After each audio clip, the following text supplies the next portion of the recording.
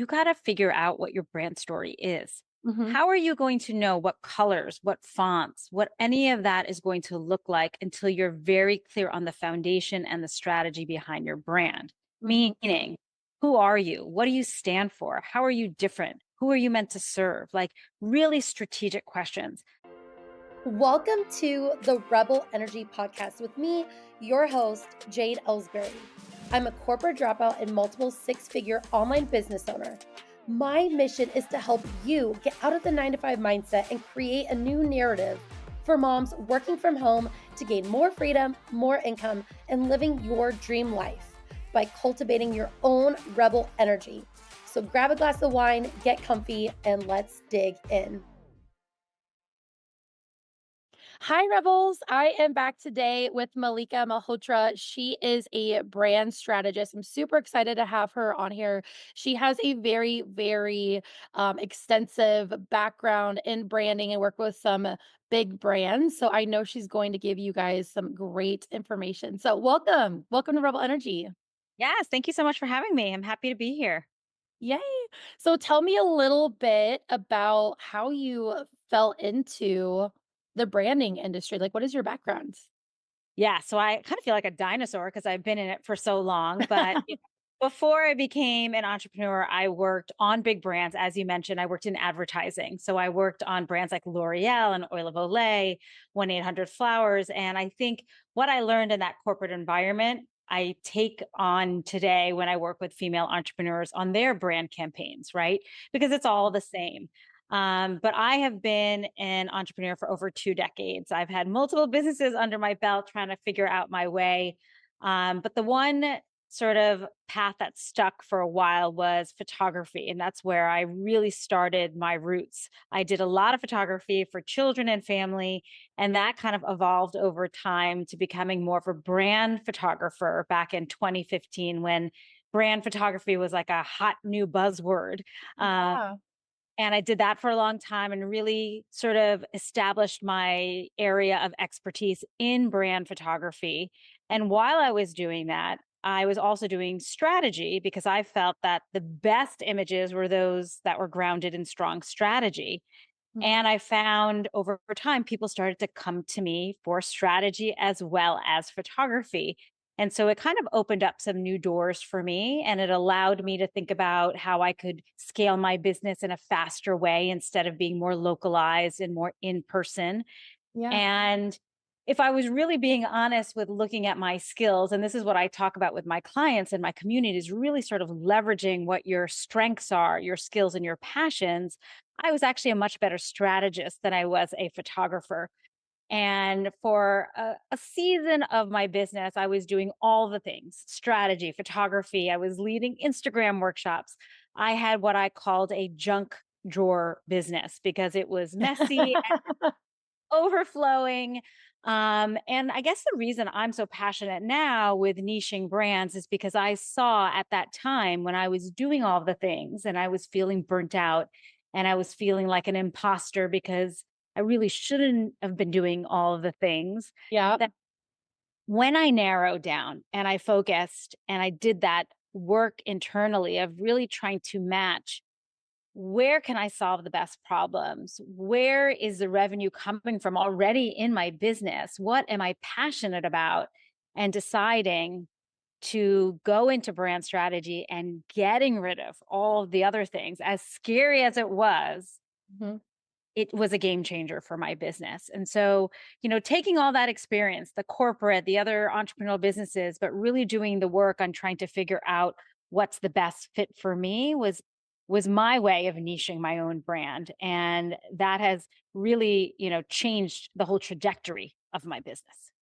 I love that because I know for a lot of online business owners, and I see it all the time, they're like, I'm multi passionate and things like that. And I feel like we all are, we have multiple passions of what we do. There's a lot of different aspects of my business that I enjoy doing. And I think through different seasons of where I'm at, I do more coaching or I pull back or I do more of a leadership and things like that. So what was the because I know for a lot of women, they are when they're in that situation like you of like doing all the things, getting burned out, it's almost hard for them to, like, crawl out of that and think clearly of what is most important to me. So when you were going and making that decision of, like, do I keep doing photography? Do I do more of the strategy? Um, how did you decipher which one to choose? Was it more of, like, money based? Was it more of, what am I gonna have more free time to hang out with my family? Or, like, what did that look like for you? Yeah, I think it's a combination of things. And I think the number one thing is to look at the data at hand. Look at what intel you already have at your fingertips, meaning where's the most money coming from? What are you getting the most referrals? Mhm. Where, if you looked at all of your clients, are there some commonalities, some patterns there that are telling you, giving you the breadcrumbs to where you should already be niching? Mhm. Where are the clients that you want to fire? Who are they? Right. And that's okay. Yeah. Like, that's a good practice is to go and look at the people you've worked with. And we've all had bad clients. We've all had clients that were like, why did I say yes to them?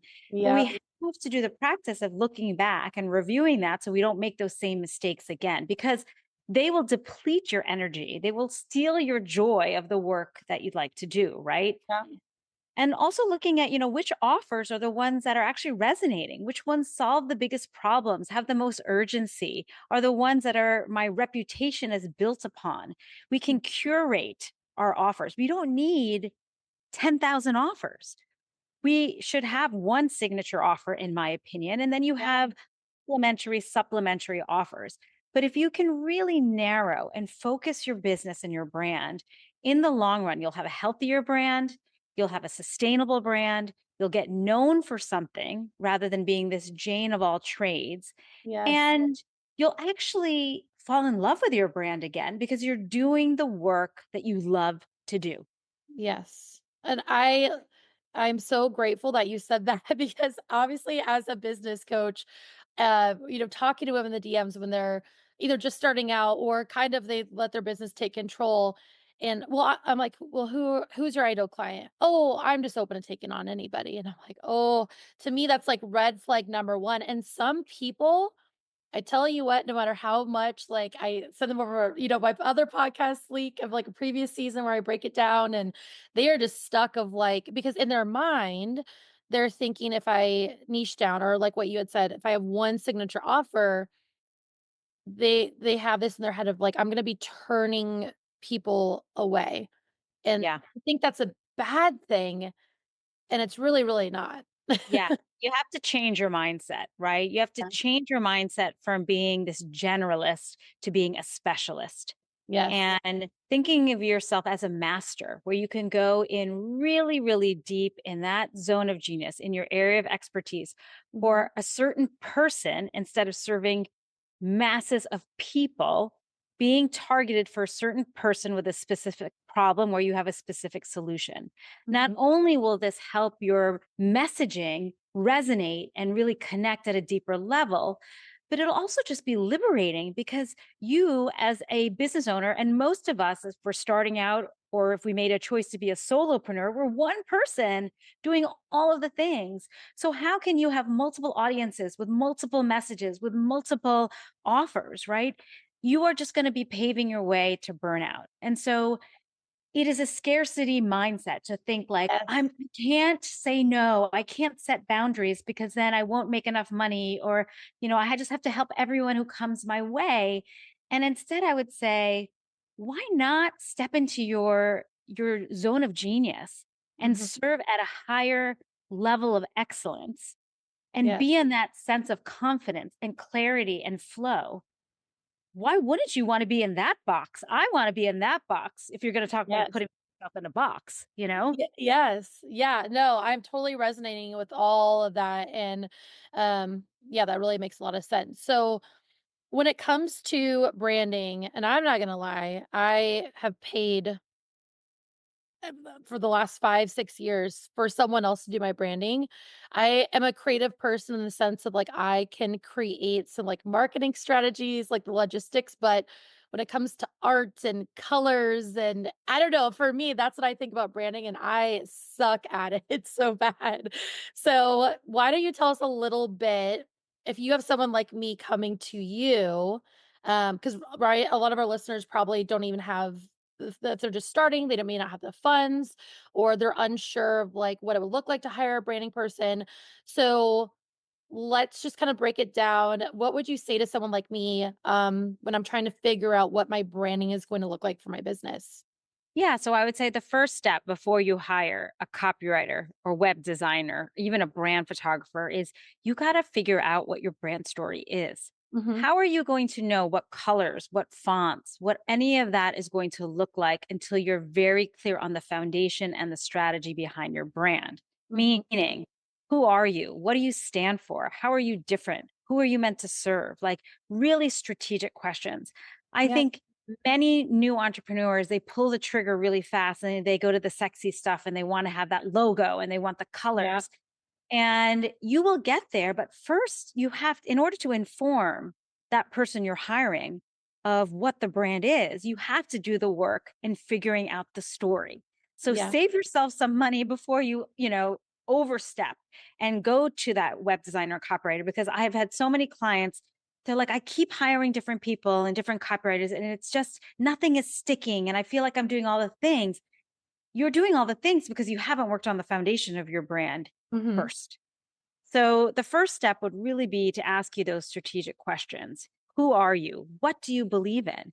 Have you established the mission behind your business, the vision behind your business, the values behind your business, the things that are very sticky, right? The things that people are going to have an alignment to. Have you figured out how you are different than everyone else? Why would someone choose you over everyone else? And let's be honest, all of our markets are saturated, they are crowded. There are many, many options.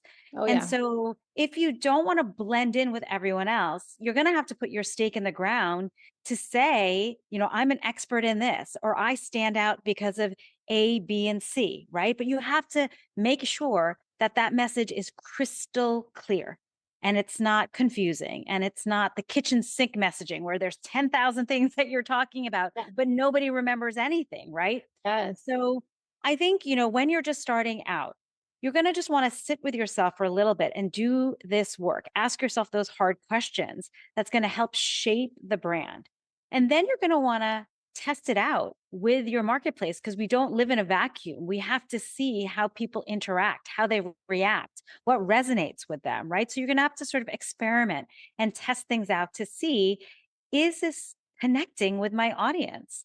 I'm a brand strategist for 2 decades, but yet I'm always tweaking and refining my own brand because branding is organic, right? It's dynamic. Yes. Yeah. So you just have to make sure that you are not only doing the work to develop the brand, but you're also actively trying to test the brand to see what is working and what's not working. You will want to look at the other competitors, but you're not going to want to obsess over the other competitors. You just want to see, where does everybody fit in the marketplace? Are there areas that you can disrupt, right? Are there areas that nobody is solving a problem? There's a market that nobody is talking to, right? So Yeah. you had mentioned to me you're a business coach for VAs. So instead of being a business coach for everyone and anyone, VAs have very specific problems, right? That are specific to being a virtual assistant. So now you are reaching this sort of sub segment of the market in a way that's speaking directly to them. So that's your point of difference. So there's a lot of questions you should ask yourself before you even think about the fancy photography and the Yeah. logos and Fun stuff. stuff. Yes. No, that makes so much sense. And what are your thoughts on, obviously with testing it out and figuring out your stance? I have my clients go and do market research, like go and talk to their ideal clients. So when someone comes to you, let's just pretend brand new person, is that something that you have them go and do to better understand their ideal client with their branding? Yes, definitely. I mean, that's part of the process, having these customer conversations. But I think before you get there, I do think how I do the process with my clients is our first step is really to uncover what your brand brilliance is. Because what are you bringing to the table? What aspects of your personal and professional experience can you leverage and optimize?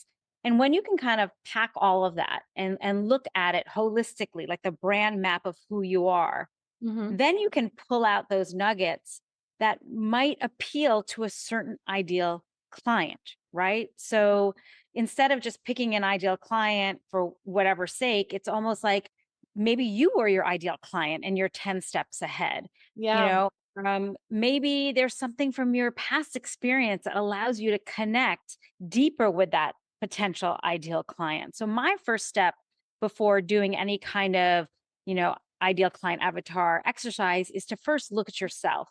And we do this brand map and we figure out, what kind of degrees have you had? Any credentials, any trainings? What are some personal experiences? Like maybe you went through divorce, or maybe, you became a mom at a young age. Maybe you lost 150 pounds. Like, what are the things that can be put into your brand so that it has more power to it and it helps you differentiate from everybody else? But the first step is always to comb through. I call it almost like making your own resume for your brand, but Mhm. not just the professional, also the personal. Like, what are the things you believe in?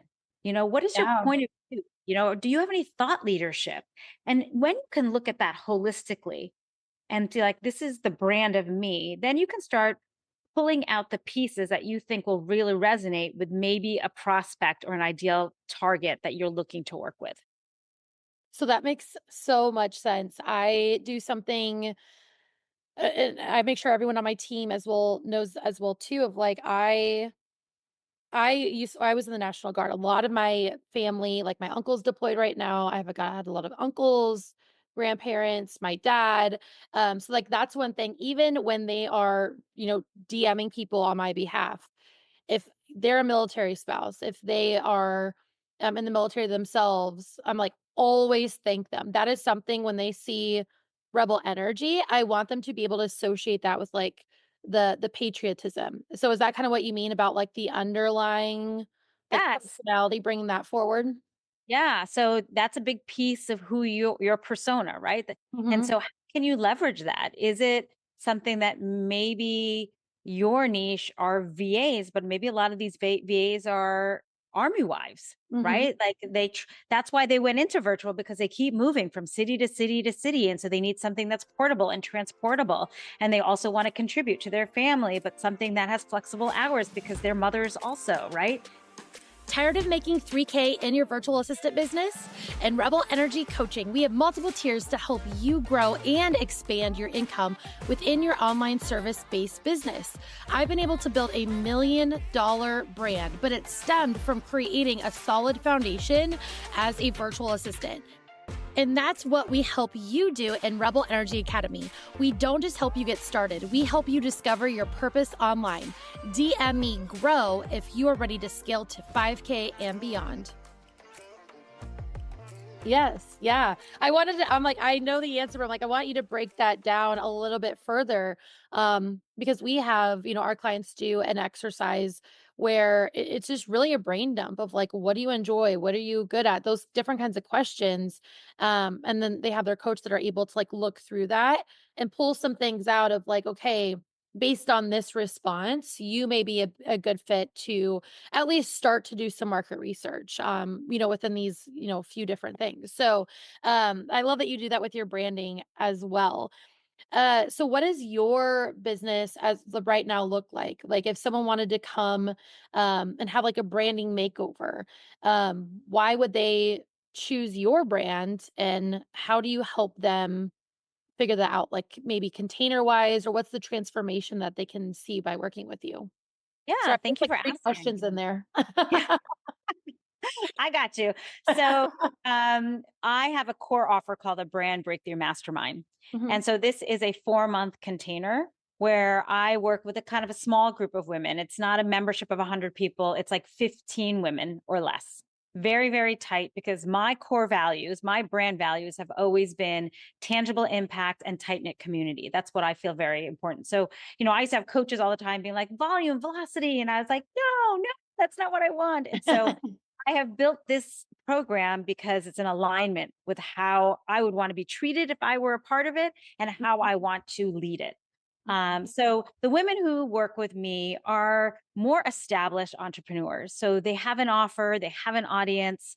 They have skills, but for some reason, they're still overlooked and they're still underpaid. I call them the invisible expert. And it's frustrating. They're like, why is everyone choosing her? How did she get that opportunity where I know that I'm just as good, but for some reason, they're not finding me or they're not referring me? And a Mhm. lot of it probably has to do with strategy. Your strategy is not right, your positioning is not right, and your messaging is off. And so I help my clients in that 4 month container to really understand, do that brand map where they're looking at all of their resume and all of the things that they bring to the table, and then trying to focus on what is that point of difference. Like it's like differentiate or die, right? You have to Yeah. differentiate. And then trying to figure out your niche, because to me, the niching is the game changer. And if you want to be an expert, you have to niche, right? Yeah. You have to claim your specialization and you have to have the confidence that says, I am the go to business coach for virtual assistants. Mhm. So many times it is this confidence issue where they don't want to claim it, even though they are established and they have so much experience under their belt. They just need a mentor that helps them see all the pieces of the brand and puts it together so that they're leveraging their skills, optimizing it in a way. And then all of a sudden they step into that power of being an expert. And then Yeah. we look at developing a signature talk or a framework or having a clean offer, a really good offer. So by the end of the program, the transformation is they become the sought after expert. They Yeah. become the only choice in their industry. And it's very clear of who they are. So no longer are they this generalist that says, I can work with anyone and I can do all the things. And now they become very precise and tight and focused, where when they hear your name, they know exactly what you do and who you serve so Yeah. that it can become that momentum behind the business where when you're not even in the room, people know what you do and who to send your way. Perfect. That sounds amazing of just going in and really having I would even say too, like the confidence behind what you're doing. Because oftentimes women, virtual assistants, business owners, they feel like they have that facade sometimes. And I think Yeah. like they know what they're doing, they're the expert, but they may not feel aligned with their messaging, with the way that they're showing up. And we talk about comparisonitis all the time too. They're watching what other people are doing. I know even for myself, I'm like, why can't it be like that? When I was starting out. So yeah, just making sure that they feel really good and comfortable. And that way, I think too, correct me if I'm wrong, but I think if they feel really good about the brand that they have built, it's almost going to not seem like when you're looking at other people in the industry that you view them as a competitor because you feel so good and solid of like, these are my people, this is my offer. And they have that mindset of like, I'm not meant to work with everybody. And Yes. if you're looking for this, like, that's your person, that's not me.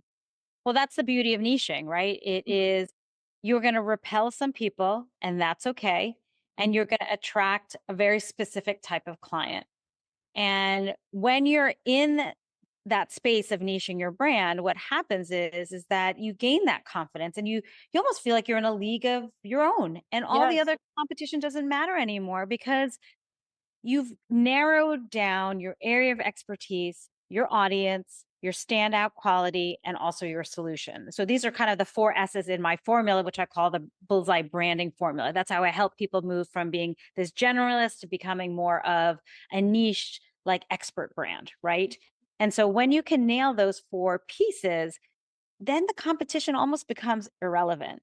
Mhm. And you know that you're in your area of expertise. You know that when you are doing the work, you're in the state of flow, in the state of excellence, and you love what you do. You become obsessed with what you're doing.